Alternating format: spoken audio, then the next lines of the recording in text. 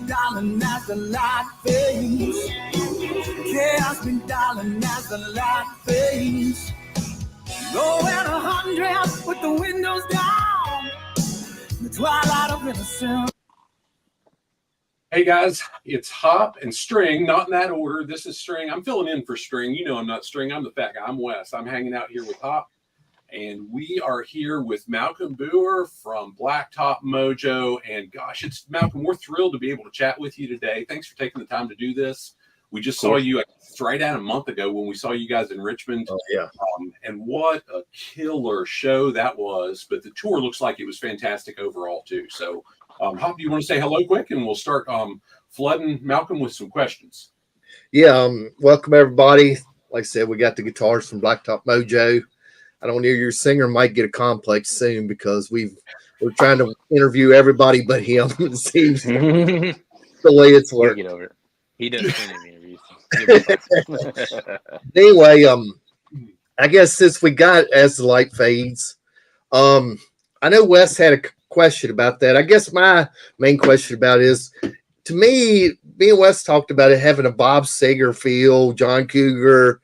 Was that what y'all going for? Yeah, that's definitely the vibe that it had when it was being written. That song predates, well, obviously the album release, but it was one of the first that was brought to the table when we started putting together ideas and songs for the latest record, Pollen. I remember listening to it on the bus. I think as far back as last March, maybe we were on tour with Nonpoint. And it was just, acoustic recording of Matt, and I think Kat was playing the guitar on it. And yeah, I mean, we were all listening to it, and we're like, man, that kind of sounds like Bob Seger a little bit, So for a while, if I remember correctly, it was called the Seger song. You get working titles for songs and stuff like that, so you know how to be like, hey, what's that one we were working on? But as we, kind of changed a couple things here and there, just simple stuff as far as chord progressions and things like that, it started sounding more to me like a mix of literally Bob Seger and John Mellencamp. So I'd say that's pretty accurate description. It's a great song. I mean, it's different from anything y'all have done before, but it's an awesome song. Well, that's one of the songs that really was, when we were going to make this album and formulating ideas for it, almost a year in advance of even recording the first note, it was like, well, is this a Blacktop Mojo song? What is this? And we're like, well, it sounds good and we like it and it's cool. So who cares? We're an independent band and nobody tells us how to write our music or what to do. So we just rolled with it. Exactly. Yeah. You say it doesn't really feel like it. In transparency, I think to date, my favorite song off the last album is Rewind for that same reason. Sure. It's just got a fun, bluesy feel to it like that. And it's cool video too, because, and same with this, both, what I like about both videos is it gives us a look at you guys and the fun that you've got in the tour and so on. And, as you were saying that Nonpoint, we saw you guys, it was in Fredericksburg, Virginia, Nonpoint, and you and Chuck and I were talking after, and each of you gave me a pick. Matter of fact, on my challenge coin thing up here, I've got the little pick. It wasn't one of the picture picks. And you made a comment about the click tracks. And Chuck's like, dear God, don't get that started. Right. Do you remember that conversation? Kind of, yeah. If I'm what exactly was I talking about in reference to click tracks? I don't know. It was something. Chuck said something about you did a lot more of the finger picking, and that small, tiny pick would allow you to hold it up in your hand. You do more finger style stuff. And I said something about you all being able to play, and me just having a couple guitars. And you're like, yeah, we don't play anyway either. We just use click tracks. And Chuck's like, oh. Yeah, no, that's kind of a running joke. It's just like, I don't know, man. There's a lot of technology around these days as far as playing live and in the studio and this, that, and the other. But man, we just play. It's as far as click tracks go, live, we don't use one. Nathan Gillis is a click track himself, and in the studio, me personally, on the little mixing console, I turn the click track all the way off. The only time I'll turn the click track have it on in the studio is if I'm playing out in space. If I'm just playing by myself, I need the timing there, you know. And but my thoughts on the click track in the studio is I'm the drummer, and if he's on the click track, then I don't need it. You know, I keep it pretty simple. Well, and Malcolm, I've seen you 4 times live. I drug hop along the first time. He liked the music. He just hadn't experienced the show. And I remember you guys were touring with Buck Cherry, and that's where we first met you.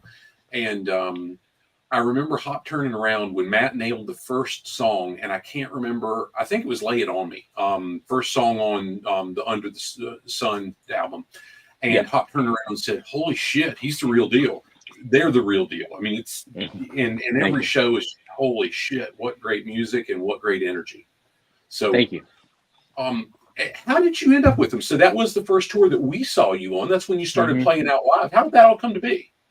So I met the guys in Blacktop back in, I think it was 2017, summer of whenever their first full nationwide tour was. They were on the road. I think they were promoting "Where the Wind Blows" at radio, that song. And the band I was in, I'm from Kentucky originally.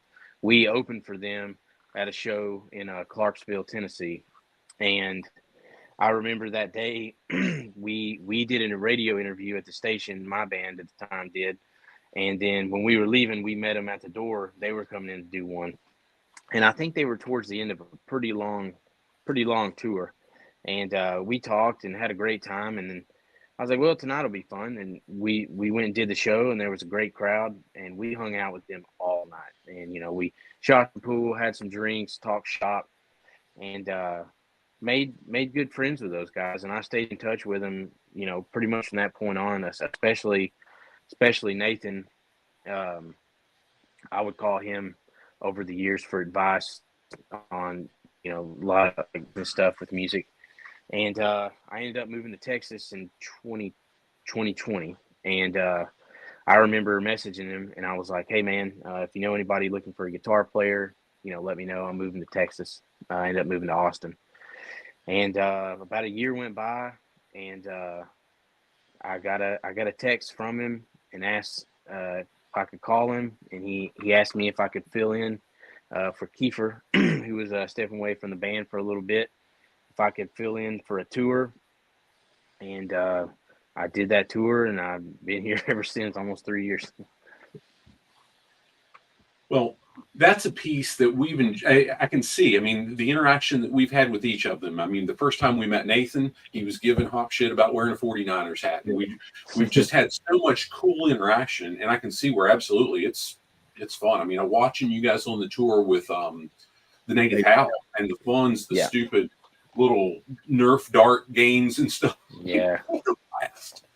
Oh, that was a lot of fun. Yeah, these guys, the guys out here in Blacktop, we're kind of kindred spirits. I mean, where I'm from in Kentucky is very similar, I believe, to East Texas, and I live out here now. I live in Palestine, but yeah, I stayed in touch with those guys over the years, and you know, at the time I wasn't in a band, and I was playing with some guys in Austin just for fun. Still playing a lot, but you know, not really pushing it, I guess. And when they called, I didn't hesitate, because I've always been a fan of the music, and especially them as people. You know, I'm not gonna just go. I don't know. I'm getting a little older, and I'm not gonna just go, you know, do this with any old body. I gotta enjoy the people that I'm making music with and working with, and I definitely do. Malcolm, that kind of teased me up, Pop. How about you take question number 2 and 3, but I want to go to number 12 because you said this. I mean, my wife and I run a business, Malcolm, and praise God, we're at a spot that we can. But the older I get, the more it needs to be with people that we want to work with. I'm not just going through the motion. It's not just about a paycheck. Let's make sure that people are good people and they give a shit, or else I'd just soon stay home. For sure. I mean, you know, especially when you're touring or you're in the studio or whatever you're doing, rehearsing, you know, if you're in a band, a touring band, and that's what you're doing for a living, or any business for that matter, you like I said, you got to enjoy the people that you're doing it next to. It's 3 a.m. and you just blew a trailer tire, and it's cold outside. Are you going to get real upset because you got to go change it with some guy that you can't stand, or are you going to just laugh about it and be like, oh, let's get it taken care of? And the reason I say that is because we've done that many times. Yep. Multiple times. Yeah. Well, so it's not just let's go up on the stage and play music. That's the part people sees. Talk just briefly about what all goes on behind the scene that gets you, because if you don't do the behind the scene, you don't get to do the cool stuff. Yeah, we're in a position that we're an independent band. We're self-managed. We have a group chat and we're in it every day. And some days go by that we don't really talk about any band business or anything like that, but everybody's very, very involved and very hands-on. We put a lot of energy and time into this band. Everything, like you said, there's a lot more than just the show. The show for me is the easiest part of this whole thing. Going and playing the show, playing live, meeting people, that's the easiest part. Being an independent band, you've got to worry about your social media, your Spotify, all this and that and the other. And where are we going to tour at? Why are we going to tour there? And there's we could spend 2 hours on this podcast alone just on music business. It is a lot, but we put our heads together on everything, and that makes it more enjoyable. Everybody has ideas and a little piece of this, that, and the other that make it successful. Yeah, and that's my favorite part. I love the music, but that part of it I enjoy because it relates so much. I mean, that's guess who gets to do the social media for me and my wife? We do. Guess who does our website? We do. Guess who's responsible for it? If we fail, guess whose fault it is? Right here. Yep. Same it's deal. all on your shoulders. However much or little you want to put forth into it is what you'll get out of it usually. Yes, sir. Yeah. Same way with the show. I mean, doing the videos and all this stuff, such. Yep. I guess I'm gonna go to. Wes give me 2 questions. So, when we saw you, me and Wes commented how cool it was that all 3 of y'all did the guitar jam at one time. Did you do that the whole tour, and was that planned? Yeah, definitely. So, we were rehearsing for this tour, and we try to do something like that every tour. We'll pick a song that we can kind of show the 3 guitar action, because Cat, way back in the early days of this band, way before me, was originally a guitar player in Blacktop Mojo, and he ended up transitioning to bass. But he's an excellent guitar player too. And if you can allot a minute and a half or so in the show to really showcase the breadth of what guitar players in the band can do, I think that's a positive, and it's really fun too. But yeah, that was a rehearsal. We were trying to figure out a way to do that, and Nathan had the idea of he's like, well, why don't we just keep It Won't Last rolling, because that's just a bluesy vibe, and let's just keep that going. And it's funny because we talked about this after night 1 in Richmond, and we're practicing in a garage, okay, for the tour, and we play It Won't Last as it is, and we get done with it, and as soon as the last cymbal swell is done, I go back into the riff, and then we start the 3 guitar thing. And at the time it was like, well, that feels a little weird. It's like we're ending the song, but then we're starting it back over. But we didn't, have the foresight to know that live in front of 1,200 people at the National in Richmond, Virginia, that it was going to be a completely different vibe. So when I started that over, and Matt walks up to the mic and just simply says, hey, y'all want to keep it going? And they start cheering. It's like, well, there you go. There, it worked perfect. And then we went right into it. So it felt natural from that point on. And we're like, wow, why didn't we think of that? Oh, duh, it's going to be different in front of a packed house than it is in the garage here in Frankston, Texas. Yeah. So, Malcolm, the first time that Hop was with me to see you guys, when you played The Void and that dueling solo at the end, which has become my favorite song, by the way. Yeah. That's killer.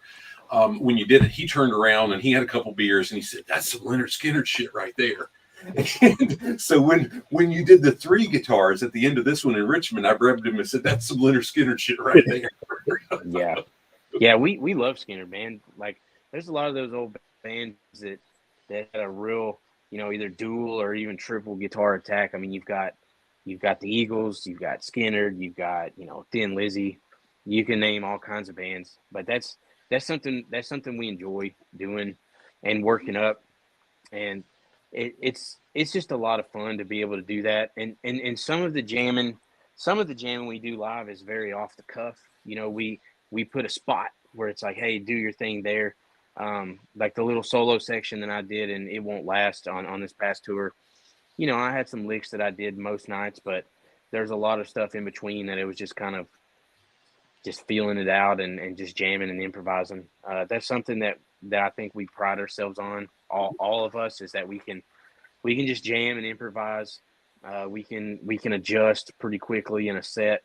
If it's or even before the show, it's like, hey, let's play this song tonight. Okay, cool. Great. Yeah, and it's like when we go see this kind of off the cuff, but I know with me and Wes went to a lot of shows, and some of our favorite bands are the real deal live, and that's what I like about y'all. Y'all are the real deal, because we're like big fans of Tesla, Jackal, huge Kicks fans, and they're all like 100% every show, and it's all real. There's no tracks, nothing. Yeah, that's pretty important to us. It's not even something that we sit around and really talk about on a regular basis. It's just kind of what we do. I mean, when we started playing music in our I would say formative years of whoever was in whatever band or doing it, there was no tracks, there was no technological advantages to be had, so you just got up there and played. And we still do that, but we do pride ourselves on that. I mean, I'm not knocking any band that plays to tracks or this, that, and the other. Everybody is able to do whatever they want, and I applaud anybody that's out on the road playing music, trying to make a living at it, whether they're playing with tracks or no tracks. I could care less. But for us, it's important that we go out there, and if you bought a ticket to come see us play, you're watching us play in real time, performing that song. Everything you hear is vocally is coming from here, and everything you hear through those speakers, it's coming, from our hands, and it's live. And we make mistakes, but that's part of performing. That's the great part of it. I think it shows that you're real. I mean. Yeah, we put a lot of time into our instruments and practicing, and I feel it would be a disservice to people if they came and they heard a lot of pre-recorded stuff, because I mean, stay home and listen to it on Spotify. Yeah, exactly.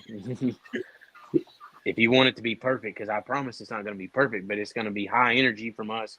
And it's going to be real, and it's going to be in the moment. I can assure that, at least. And it's usually heavier too. Oh yeah. Well, we do that too. I mean, you got to think, we record a song. Okay, a song gets recorded, and a lot of times we're not playing that song until 6 months, maybe even longer, after it's been mixed and mastered and done. And by the time we get to rehearsing for it, it's like, well, hey, let's do this to this song. It'd be cool. We're not trying to change the song up, and I'm not talking about any song in particular, but it's live and it's fun, and we want to give people that come to see us something that they can't get while they're sitting at home listening to the record. The record is the record, and that's a moment in time. But if you're coming to see it live, we want to give you something that maybe you didn't get from the record, maybe a little something extra. We like to, as I say, juice it up. Well, so what for us, for me specifically, when you played Please Don't Call in Richmond, wow. And transparently, I mean, the first, I didn't connect initially with the singles that were released off Pollen. It's not, and here's the thing: when we come to the shows, we're coming because we see you. I've never paid attention to who's headlining. We're coming to see you guys. That's why we do the VIPs. We love what you do. We want to support you. But it didn't grab me. but Sure. we just chatted the other day about how much that album's grown on me, and holy it's crazy. crap, Please Don't Call was thick. Yeah, that one's definitely fun to play live. So far, off the new record, we've only played. As far as touring off that record, we've only played 2 of those songs live. One of which was Born to Lose, which we did on a run last year before the record was even done. But yeah, Please Don't Call is really fun to play live. It's a straight up rocker. It's got kind of a Skinner feel in the chorus to me with the riff. And I totally understand people, that are used to the band's previous records that may have not connected with the singles or maybe even the album. And we knew that there would be, maybe some questions and some like, what's this? And this is a little different. But at the end of the day, we kind of made this album. We made this album for us, and we like it.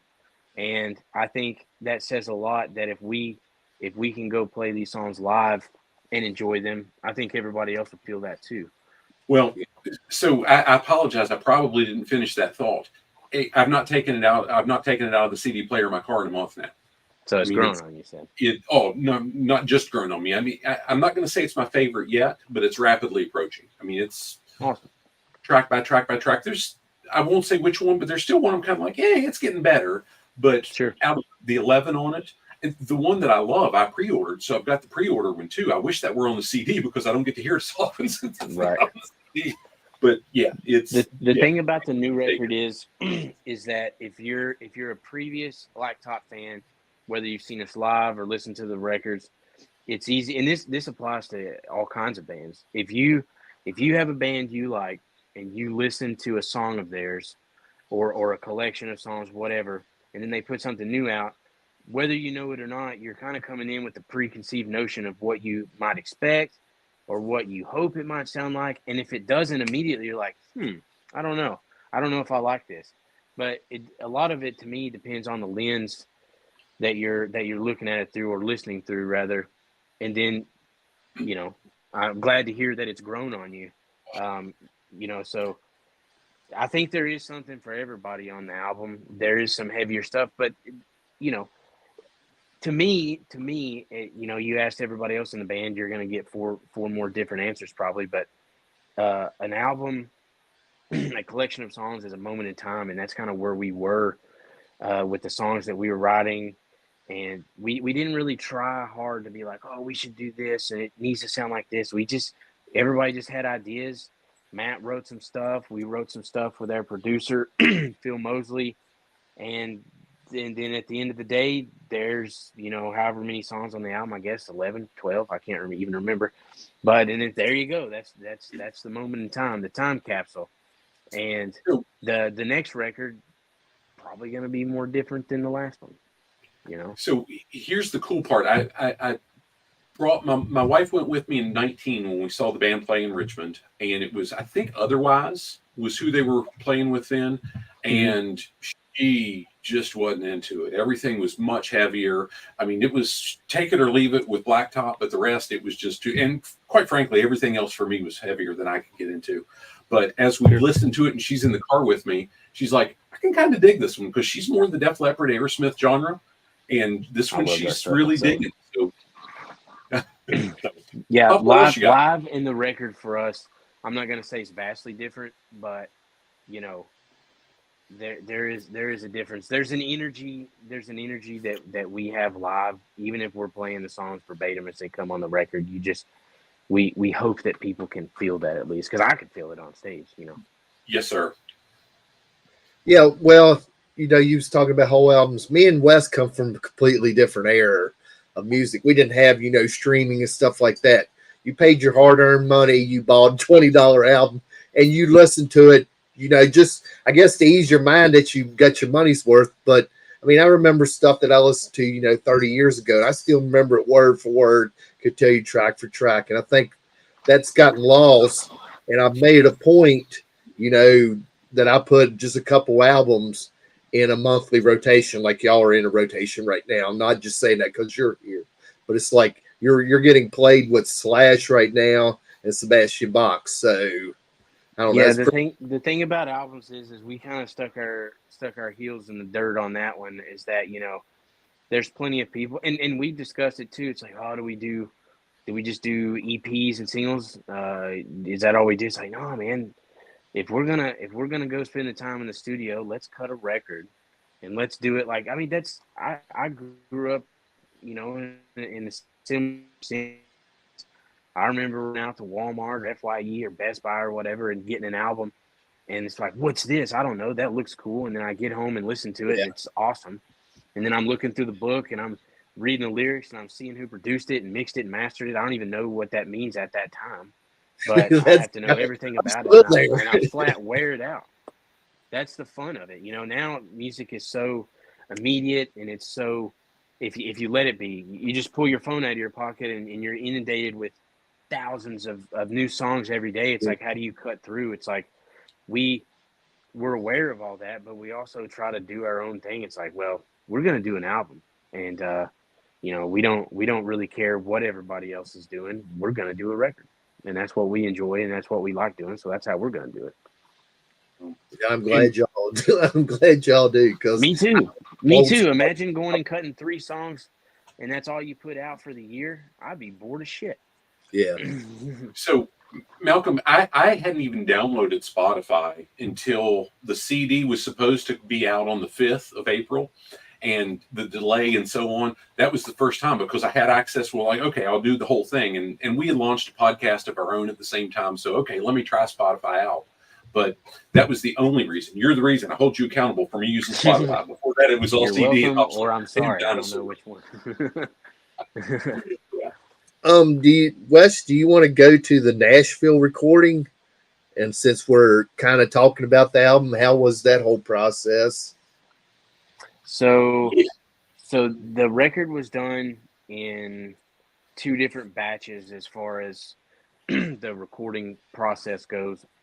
We did, I want to say six songs, maybe 7. I can't remember exactly. The first time we went to Nashville, we recorded at a studio called Soundstage, specifically a room called Ronnie's Place. Ronnie Millsap, that used to own the room or whatever. And our producer, I think that's where he was working out of at the time. He may still be. And we went in pretty loose on this album. We had some ideas, some chord progressions. A lot of the songs weren't really finished. We were kind of doing it off the cuff. We played this album very live. We all sat in a room, in the cutting room with the drums. Matt was in a vocal booth. We can see everybody. And it's like, well, we have this much of the song. Let's play and see how it feels. And kind of felt like our motto, our mantra, if you will, of the record, the recording wise, was, what does it feel good? Do we like that? Well, let's keep rolling. We try not to overthink anything. And that was the first batch in Nashville. We had some other players come in too. And some of the stuff on this album, you could say, was an experiment, just trying different sounds and textures and effects and this, that, and the other. We had some keys, some horns, some backup singers. Not that hadn't been on any other records, but we kind of just did it on the fly a little bit. And then the second batch of songs, we did in Dixon, Tennessee, right outside of Nashville, about an hour or so. And that was a home studio, a really nice one. Shout out to David Ray Stevens for letting us come in and record. I think we were the first rock band, at least, to go in there and record any music. But that was a completely different, feel and mindset from the first time we went. We were in Nashville. We're down on Music Row, the first batch. I think that was last April, if I'm thinking right after the Non-Point tour. And, we're downtown. You take a break during the day and you walk and get some lunch, and you're very in downtown hustle bustle, Nashville, Music awesome. City. And then the second batch, we were out in the middle of nowhere. Not much cell phone service to speak of. There's no one else around but us. We stayed there at the studio. So it was a different mindset, a different vibe rather. But that was both both times were a lot of fun. They were just vastly different. But as far as the music itself, we recorded the album very live. We're in a room together. We're playing together. It wasn't like, okay, we're going to do the drums now and then stop and then the guitar records and then there's obviously plenty of overdubs, but it was the meat and potatoes of the songs. Some of my guitar stuff, even I can speak on that at least. What you hear on the record is actually what I recorded live while playing along with the rest of the band, and it was kept. It's kind of one of those things: if it ain't broke, don't fix it. Sound good, cool, leave it, roll on. Yeah. No surprise there at all. If you had to pick a favorite song off the new album, what is it? Oh man, it's tough. It's like, what's your favorite kid? Well, how many kids do you have? Well, I got one. I got another one on the way. So favorite song off this album. This is a very biased answer because it's the song that I had, the most to do with as far as the writing process of it. It's Rise, the song that we did with Nathan Hunt from Shaman's Harvest. That was a riff I had before I was even talking about it. I had wrote that riff maybe just after like the second tour with the band. Actually, since I've got it right here, this guitar right here, it's a Fender Strat. Belonged to my dad at one time. I ended up buying it off of him, and when I got it, he shipped it to me from Kentucky. I got it, took it out of the case, cleaned it up, put some new strings on it, set down, and then like the verse riff that you hear on Rise, I wrote that. It was the first thing I played on the guitar once I got it. And I was like, oh, that sounds cool. So I recorded it. And then fast forward to the the first batch that we went to Nashville. Nathan Hunt from Shaman's Harvest came over and was hanging out. And I showed him that riff, and I had like one line of lyrics. I'm not a lyricist, but I was like, I got to put something to this so I can convey the song to somebody. And he started writing some stuff down, and he sang it. He's like, oh, that's cool. I like that. And then about 5 minutes later, Matt James comes upstairs to where we're staying at, and he's like, what are y'all working on? And then they start singing it together, and we were like, oh, wow, your voices blend in a very unique way.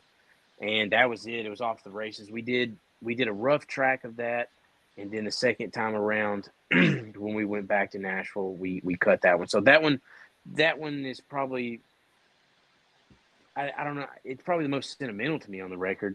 If I had to pick my favorite, though, I'd probably pick Please Don't Call. I really enjoy playing that song. I enjoyed recording it. It's a straight up rocker to me. It something about the chorus riff reminds me of Skynyrd a little bit. And I don't know. I guess if I had to pick a favorite, unobjectively, it would probably be Please Don't Call. Well, I appreciate hearing the piece about Rise because that was probably the next to the last that grew on me. But what I've come to love about it's what you just said about the harmonization and hearing the voices. Yeah. And the more I listen to it, I'm going, damn. It's a collaboration with two singers. A lot of times you see it's like, here the band has a song and it's featuring so-and-so and they collab on it. Maybe a singer does a verse and then the other singer does a chorus or vice versa, or one singer does a verse and they join up on the chorus. They're singing together the entire song. And that wasn't like, we didn't sit and be like, oh, you should do this. That's just what happened. And we all, you got to think when we're writing this stuff, we're just sitting around with an acoustic guitar and I'm sitting there playing it over and over and they're writing stuff down on a notepad and be like, oh, try this melody and try this, and a couple hours later, you've got a little iPhone recording and then it becomes what you hear on the record now, which will always fascinate me. But that's something I think is really cool about that sets it apart from other, duets or whatever you want to call them, is that they're singing together the entire song and it blends really well together, I think. Hop, do you want to take one? Yeah, go ahead. So not just Pollen, but total body of work, whether it's covers, whatever. What's your very favorite song to play live, period? Man, I don't think I've ever been asked that question. I think to all the songs that I've learned since I've been in the band and all the songs we play live. I mean, there's there's a handful of songs out there that I've learned, and we may have only ever played it live one time. But I still practice them and keep fresh on them. You know, most of them in case. You know, there's nothing more terrifying than when you're on tour and Matt or Nate or whoever is like, "Hey, let's play so and so tonight." I'm like, I ain't played that in a year. Guess I better go to the back lounge and practice.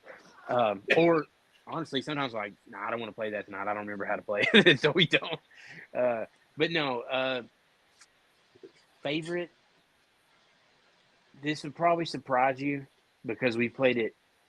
I can't think of a show that we'd never played it, unless we did like back-to-back nights somewhere and we completely changed the set list. But Where the Wind Blows.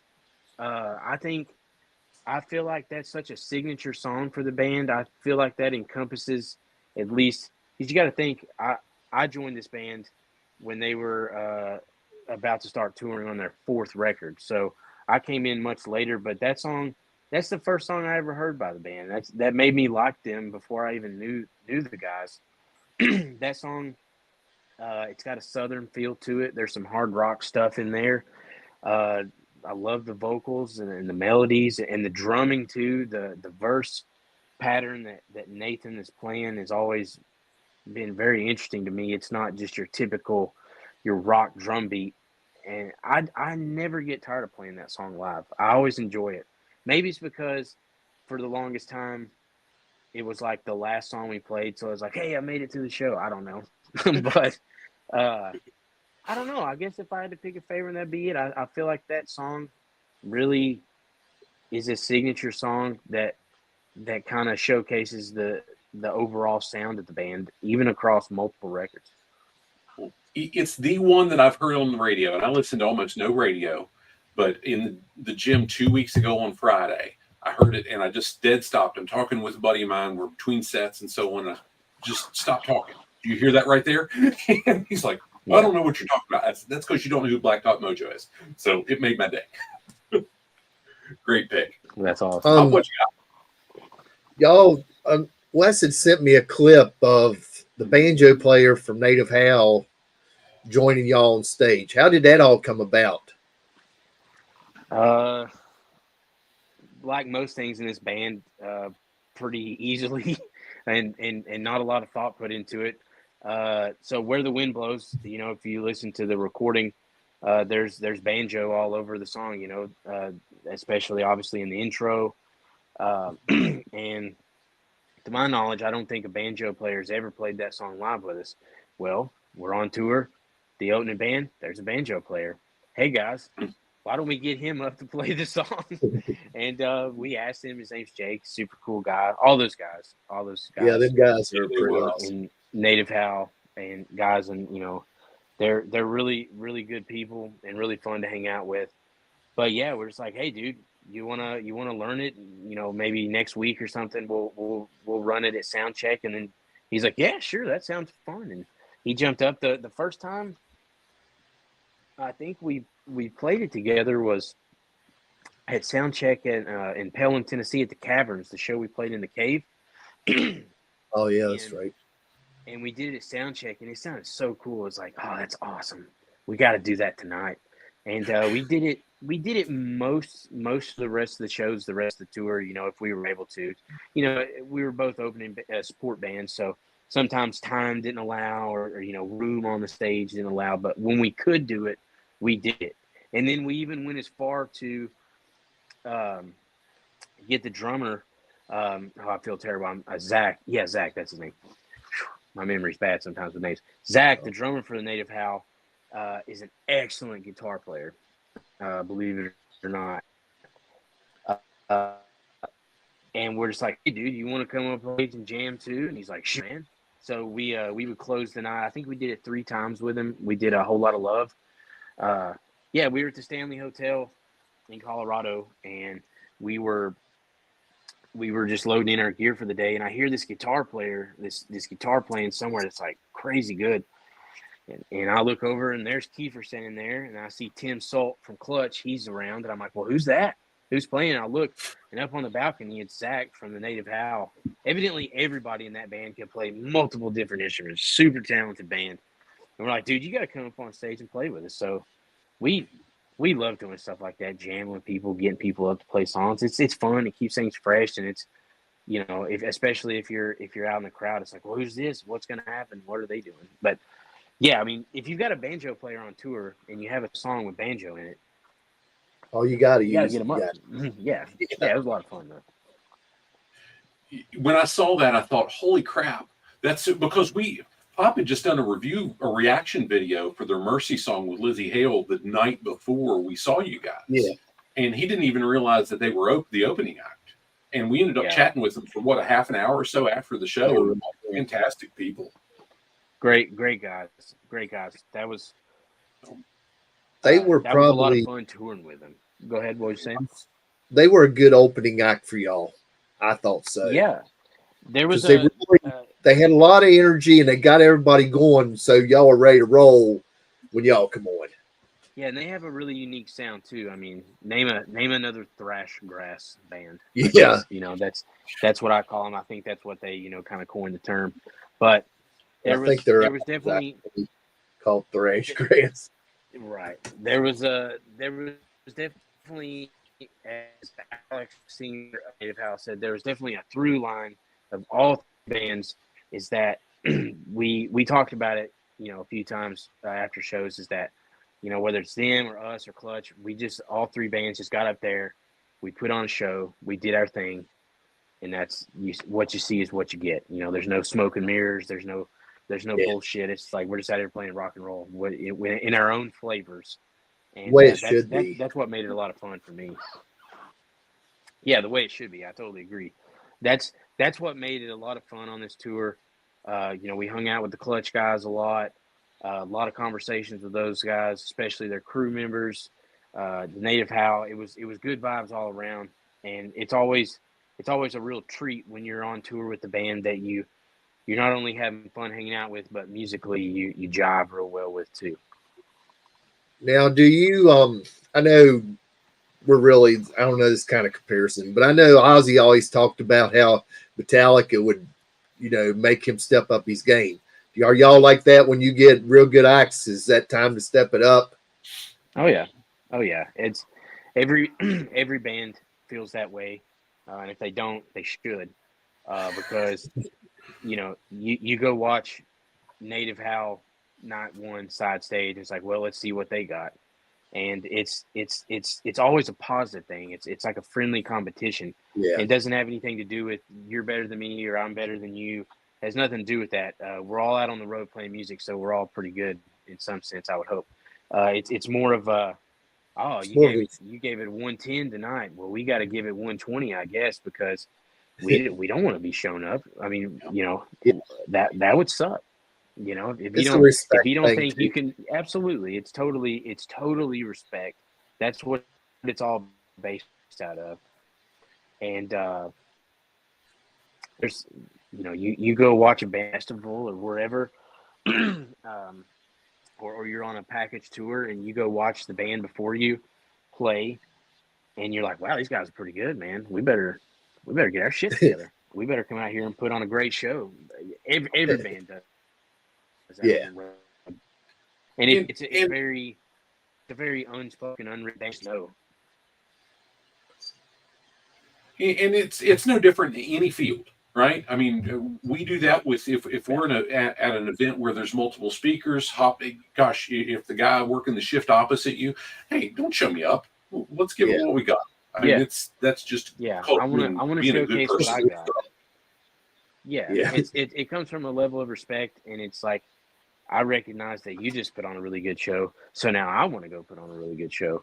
And you know, I think that's kind of a fun thing on the road. It's like, well, these guys really lit it up. How are we going to light it up? And even if you're the opening band and you're watching the headliner, you know, you don't want to get completely blown out of the water. You want to look like you belong here too.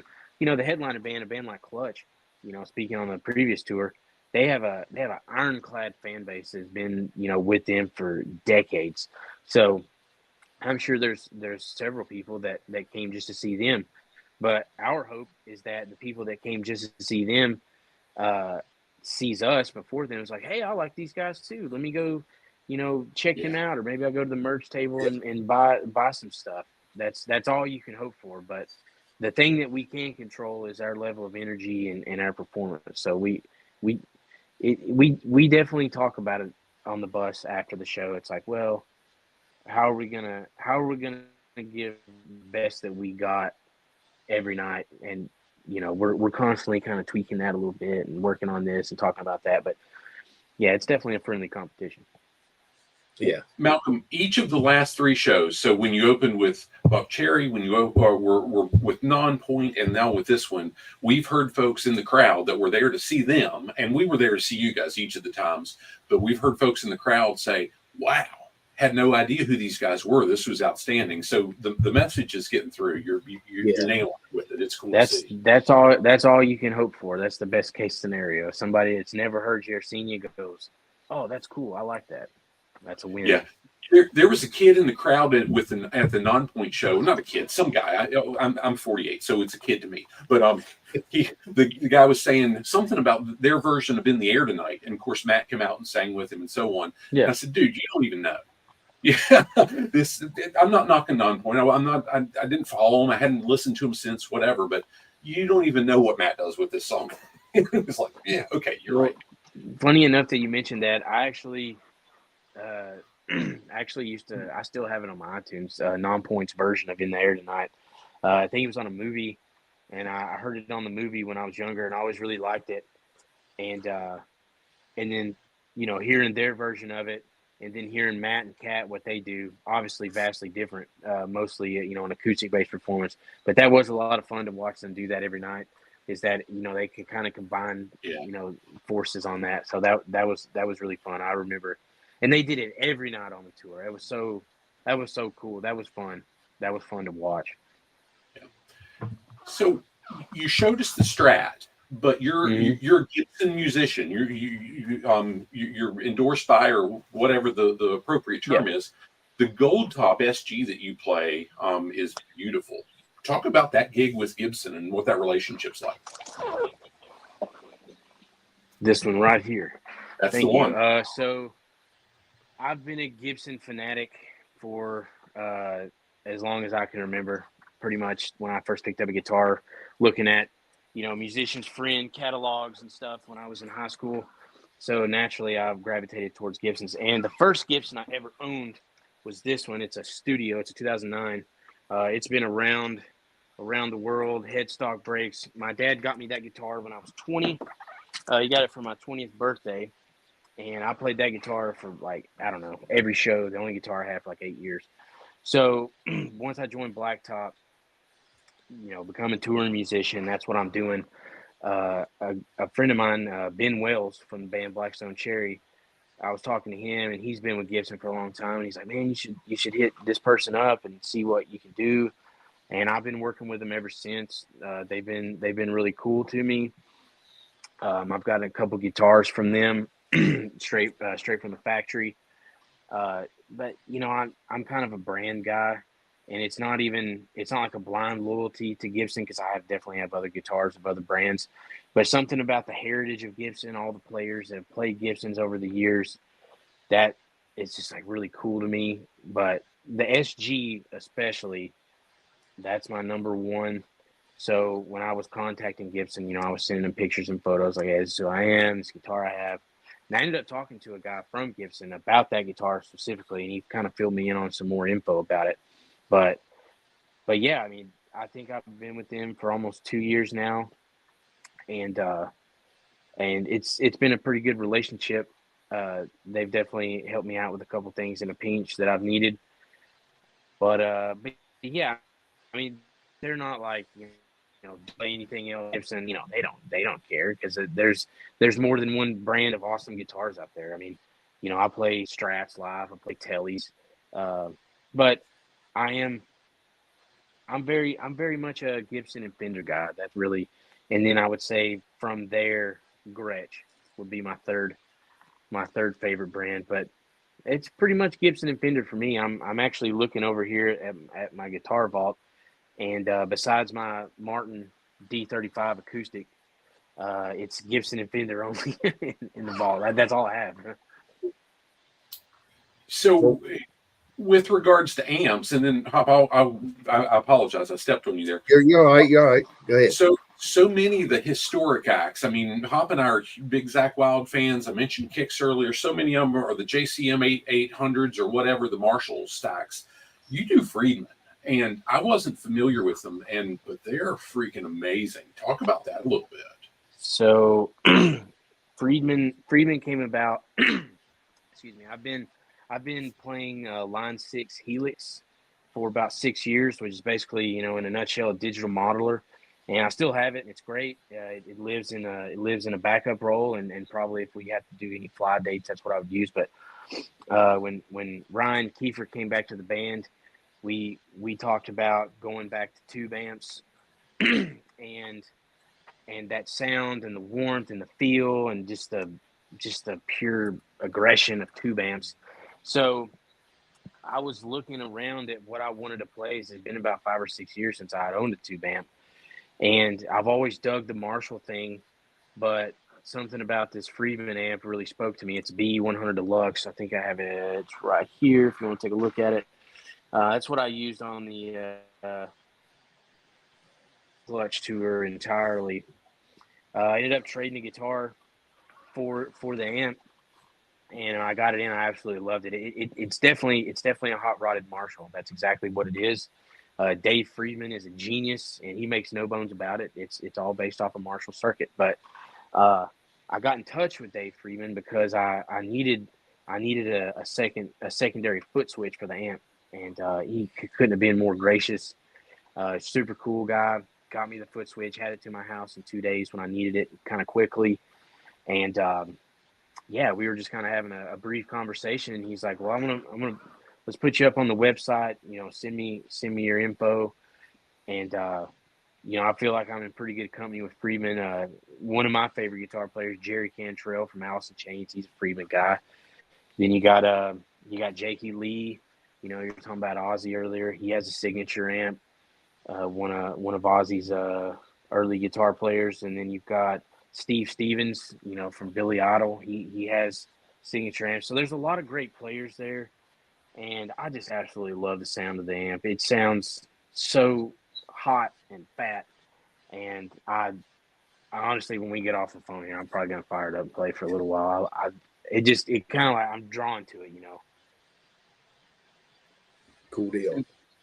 Yeah, and that's what makes it fun. I mean, I've got a couple that we chatted before we went on, but I picked up an acoustic that I just enjoy, and I tend to. I'm not good. The dogs don't leave the room anymore when I play, but that's about my level of skill.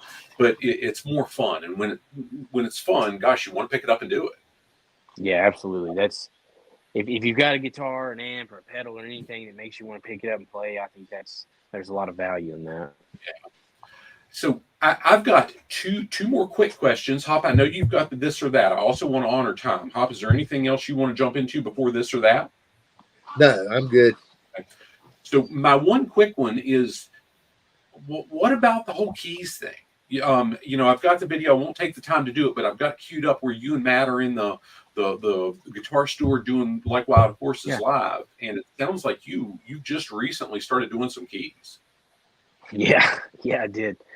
So quickly that song Matt and Nathan wrote together.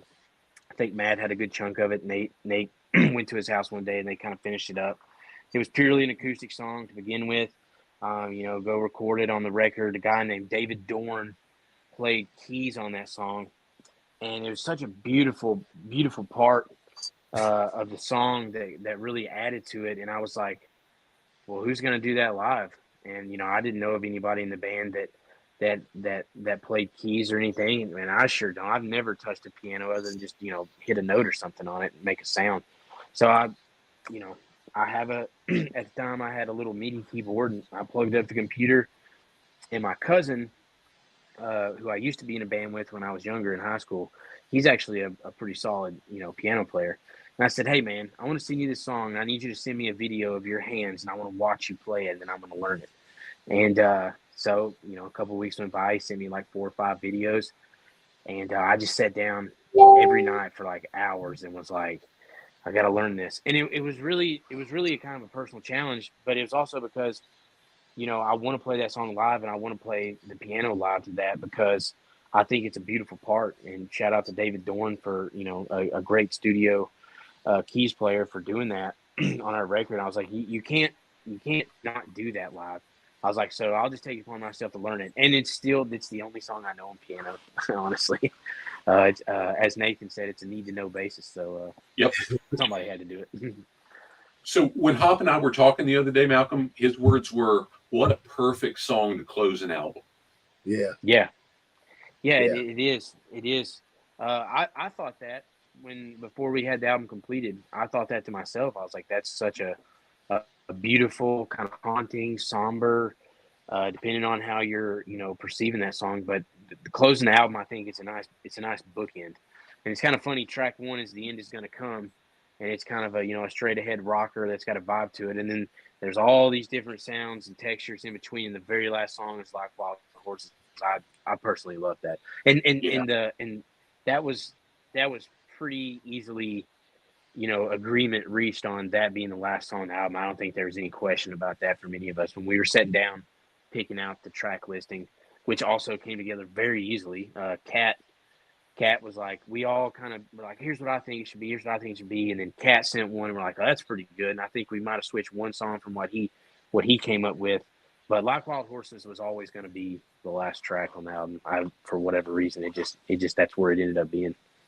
Yeah. Well, it's powerful. So I'll just say real quick, we love that dude. Kat is a fantastic person. I've enjoyed getting to know him. So last thing I'm going to ask you, then I want to turn it over for Hop to have a little bit of fun with this or that, is talk. Okay. You alluded to when we were chatting to set this up that you guys are headlining soon. Talk to us about that. Yeah. I'm freaking giddy about it. Yeah, so we should be announcing that pretty soon. I know show number 1 we've already announced. That's going to be in Flint, Michigan at the Machine Shop. We love the Machine Shop. That's always a great time. There's been a couple shows that are going to be on the tour already announced. A couple festivals. I know we're doing a festival in Montana in August with Stone Temple Pilots. That's going to be pretty cool. A couple other festivals along the way. But yeah, we're going to go out for probably a month. We're going to be headlining. We're definitely going to be playing a lot of songs off the new record. It's always fun before a headline tour. It's like, what are we going to play? What are we going to do? Working up a set. It's really fun. It can also be overwhelming because now we have 5 records and an EP worth of music to sift through. And, there's going to be songs that we're going to play every night, Where the Wind Blows. Yeah. We're going to play that. We're going to play Burn the Ships. Those are songs that I would like to think that people come see us, they want to hear. And hell, I love playing them. We all do. But there's definitely going to be some new music new songs played live for the first time on this tour with the new record. But I'm sure we'll probably go deep into the catalog and pull out a couple songs that maybe the entire band has never played live. We've done that plenty of times. And yeah, I'm excited too. It's really fun going out with a band like Clutch, and we're doing 40 minutes every night, but it's also really fun to go out and do an hour 20, hour and a half.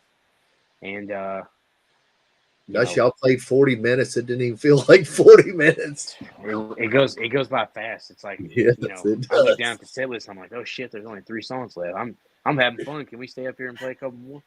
But yeah, headlining is always fun.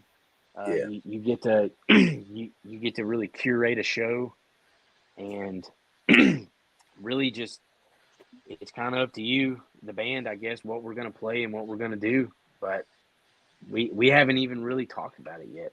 I'm sure we will starting next week.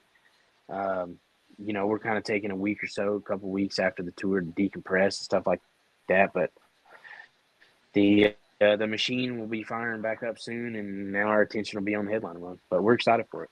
Well, we're excited to catch you on the headliner. You've always been the headliner I've come to see. It's just not been in the headlining spot. So I'm excited for that part. So, Pop, do you want to tell him what the this or that is, and roll with that, and we'll call it done after that? Yeah, we do a thing called this or that. All bands seem to have fun with it. It's no wrong answer. I just give you a choice and you pick, or give you two things to pick from, and you just pick whichever one you think is better. And like I said, Okay. there's no wrong answer. I'm You know, nervous. but I put this one down first because the first time I met you, I said you said you were Malcolm. I said, is that Malcolm as in Malcolm Young? And you're like, most definitely. So I you know, remember that. Young, I've always thought very underrated rhythm guitarist. You Well, know, Angus always thought he was better than him. well, it's kind of funny because I definitely, rest in peace to Malcolm Young, but I definitely share a common thread with him, I guess, with my approach. But he was always kind of guitar wise the heartbeat of AC/DC, Yeah. and he was the kind of guy that he wasn't super flashy, but he had a right hand that was like a freight train. And I definitely would consider Malcolm Young an influence. Angus Young too. I mean, I play in SG mainly, but I would say as I get older, Malcolm Young is probably more of an influence on my playing nowadays than Angus is. It's you start playing guitar and it's like, oh, it's flashy and fast licks, but you get into playing in a band, and the role that I kind of do in the band, depending on the song, is that I'm driving the rhythm of at least the guitar frequencies. I really enjoy that. So yeah, big fan of Malcolm Young. Well, even when I die, I'm kind of like you. I'm not looking at because I don't play, but even when you dive into ACDC's music, and you see all this stuff live, and I'm kind of like you. Angus is what drawed me in, but then Malcolm's Yeah. what kept me there.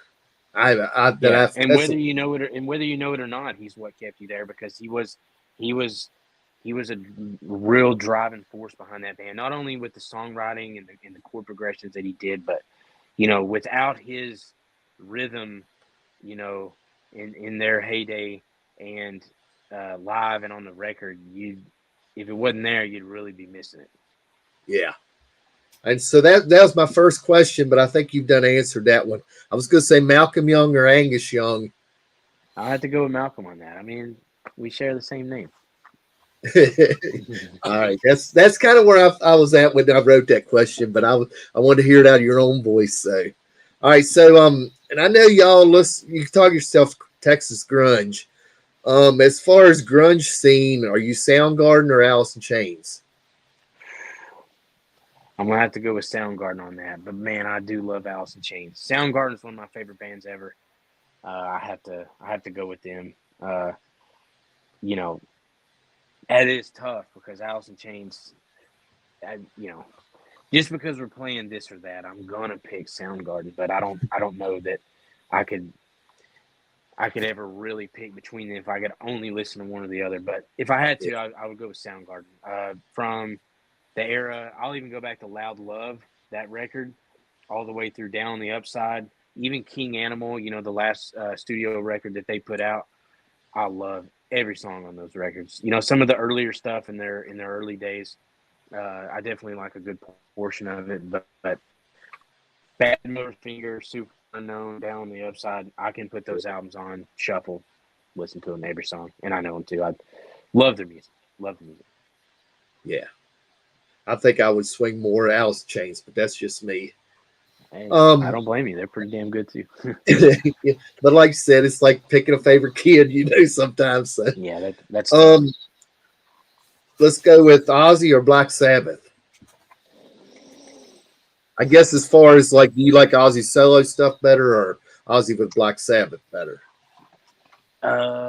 In that regard, I probably like Ozzy solo stuff better. But if we're talking about just band to band, I'm gonna go with Black Sabbath.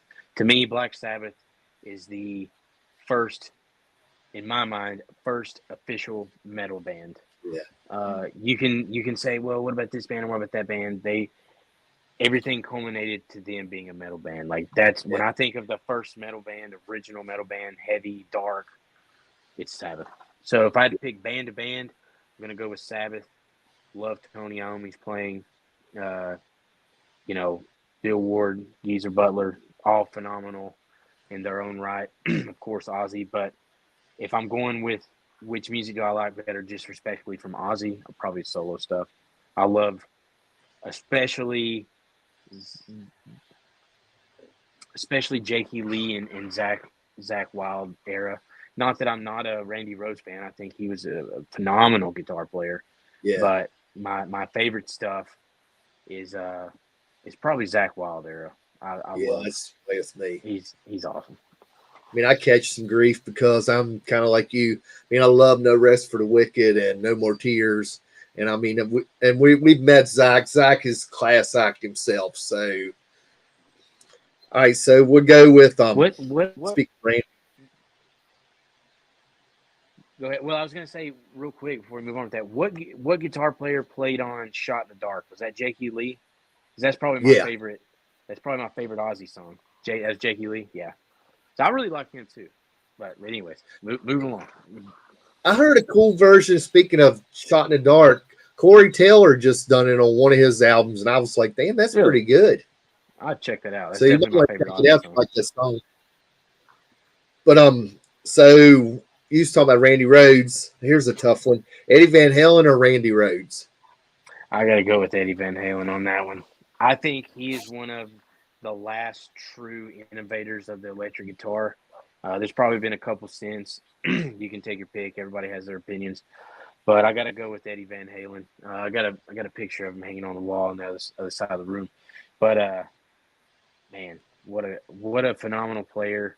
The things that he did, the sounds that he got, and to me, there's kind of like Hendrix.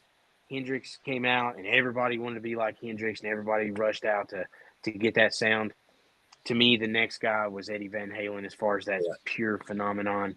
Everybody wanted to be Eddie Van Halen. Still to this day, even. Everybody went and got a super strat and put a humbucker in the bridge, and everybody was two-hand tapping.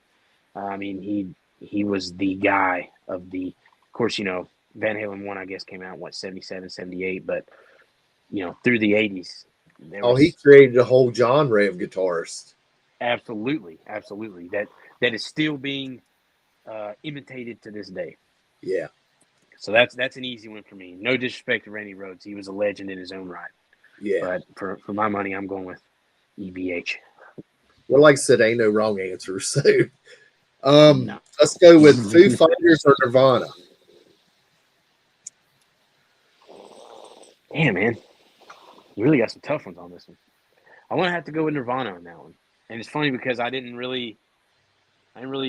wasn't into Nirvana when I was, discovering and listening to rock music when I was younger. But as I got older, I really appreciated the simplicity of the music. To me, they're like I think they shared some common threads with the Beatles. As crazy as that sounds, the simple chord progressions for the most part. But Kurt Cobain was really good with melodies. But I love the Foo Fighters too. They have an insane catalog and body of work, and I have seen them live once, and they were phenomenal. But if I had to pick, I'm going to go with Nirvana just because I love Nevermind and Utero specifically. Those two records I think are awesome. All right, I got two here left. I just noticed I got the red on the battery dead. But anyway, okay. Hailstorm or Pretty Reckless? Hailstorm, Pretty Reckless. I've seen both of them live. I'm going to have to go with Hailstorm on that one. I did see Pretty Reckless live at a festival one time, and they were really great live. Definitely a fan of their music, both bands. But I'm going to go with Hailstorm. I like Joe Hottinger, I think is how you say his last name. He's a great guitar player. I actually got to talk to his guitar tech for like 30, 45 minutes. We played a festival with Hailstorm, Blue Ridge Rock Fest, I believe. And he actually, if I remember correctly, he actually has a gold SG like mine. But you look at Joe's guitar vault, and it is nothing but Gibsons. There ain't a Fender, Gretsch, there ain't nothing. I mean, it's nothing but Gibsons. So I was just like, and his guitar tech, we were up pretty early for the day, and he come over and shout, man. So I got to check out his guitar. He's got quite action. Yeah, I just checked out this stuff with Lizzie Hale. She just did the Skid Row gig, and Joel played on Youth Gone Wild, I think. And he she sounded great awesome. on that stuff. They both. Oh yeah, I think she was a cool fit for those. yeah. I For think those songs. she definitely gets this. Oh, yeah. And last one. As everybody knows, watch. I'm a huge Motley Crue fan. Home Sweet Home too. or Kickstart My Heart. Kickstart My Heart. That song kicks ass. Yeah. I'm a big Motley Crue fan too, but I'm gonna give you something to end on here that might be a real hot take. My favorite Motley Crue record ever is the one with John 94. Corabi. Yeah. 94. It's my favorite. 94, hands down. And I love either Vince that or Neil. Sound of Devil. I love Vince Neil. I love all those records. You know, Girls, Dr. Feel Good, you know, Shout Out the Devil, great stuff. But that record in 94 with John Corabi, I love that record. And every time I show it to somebody, they're like, who's this? I'm like, that's Motley Crue. I think Yeah. they really shot themselves in the foot on that one by just saying it's self-titled Motley Crue. I don't know if they should have called it something else or what, but everybody skips over that record. And I think it is a phenomenal rock and roll record. Tommy Lee's best drumming, in my opinion, was on that album. He just flat tore it up on the drums. It's aged so well, I think. Yes. For an album it still stands up to this day to me. You know, sonically, it sounds great. And it's just, it doesn't sound that really dated to me. Yeah. It sounds like if it came out, you know, this year and with even more modern technology, I feel like it would still stand up. Hooligans Holiday, Till Death, Power to the Music. I mean, I love that record. I probably listened to that record probably like 2 months ago. Just put it on, let it run. That will always be my favorite Motley Crue record. Yeah, that's a good album. It's a really solid album.